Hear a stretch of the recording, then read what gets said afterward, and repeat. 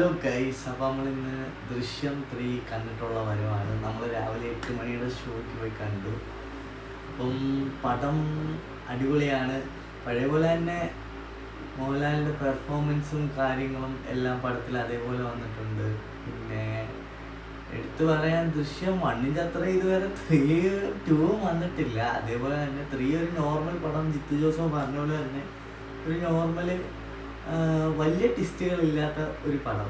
എന്നുവെച്ചാൽ അടിപൊളിയായിട്ട് നമുക്ക് കണ്ടുകൊണ്ടിരിക്കാം. പടത്തിൽ വലിയ 2.25 മണിക്കൂർ പടം ഉണ്ടെങ്കിലും നമുക്ക് പടം പെട്ടെന്നായിട്ട് പോകുന്നതായിട്ട് നമുക്ക് തോന്നും. പിന്നെ ആ ഒരു ഫാമിലിയും കാര്യങ്ങളും ഓറിയൻറ്റഡ് ആയിട്ടുള്ള ഇതിനകത്ത് നിൽക്കുന്നതും പിന്നെ ആ ഒരു പഴയ കേസിൻ്റെ ആ ഒരു ടെൻഷനും കാര്യങ്ങൾ ആ രീതിയിലൊക്കെ പടം പോകുന്നുണ്ട്. പിന്നെ പടം നമുക്ക് തിയേറ്ററിൽ നല്ലൊരു എക്സ്പീരിയൻസ് ആണ്. BGM കാര്യങ്ങളെല്ലാം എടുത്തു പറയാൻ അടിപൊളിയായിട്ടുണ്ട്. പിന്നെ പടത്തിൽ കുറേ ട്വിസ്റ്റുകളില്ലെന്ന് പറയുന്നെങ്കിലും പക്ഷേ പടത്തിൽ ട്വിസ്റ്റുകളുണ്ട്. നിങ്ങൾ പോയി കാണണം. പടം കണ്ടാൽ അതിൻ്റെ ഒരു ഇത് മോഹൻലാലിൻ്റെ ഒരു പഴയ ആ ഒരു കൾട്ട് അഭിനയവും കാര്യങ്ങളെല്ലാം അതേപോലെ ഉണ്ട്. പിന്നെ അതിനകത്ത് കുറച്ച് കാര്യങ്ങൾ എക്സ്ട്രാ ഓർഡിനറിയായിട്ട് നമുക്ക് കൈയടിക്കാനുള്ള എലമെൻസും അതിനകത്തുണ്ട്.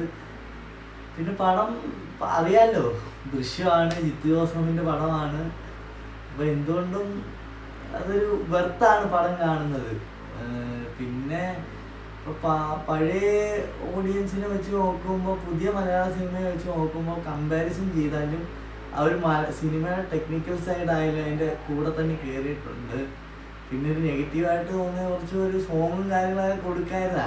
അത് എനിക്ക് നെഗറ്റീവായിട്ട് തോന്നിയെങ്കിൽ നിങ്ങൾക്കത് തോന്നത്തില്ല. പിന്നെ പറയാന്ന് വെച്ചാൽ ഫസ്റ്റ് ഹാഫിനെക്കാളും കുറച്ചുകൂടി എൻഗേജിങ് ആയിട്ടുള്ള സെക്കൻഡ് ഹാഫാണ്.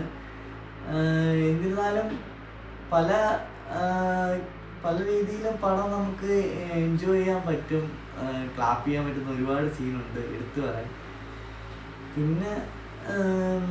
പിന്നെന്ന് വെച്ചാൽ അത്രയൊക്കെ ഉള്ളു. ഒരു ദൃശ്യം സീരീസ് ആ ഒരു നോർമൽ ആ രീതിയിൽ കണ്ടോണ്ടിരിക്കാം.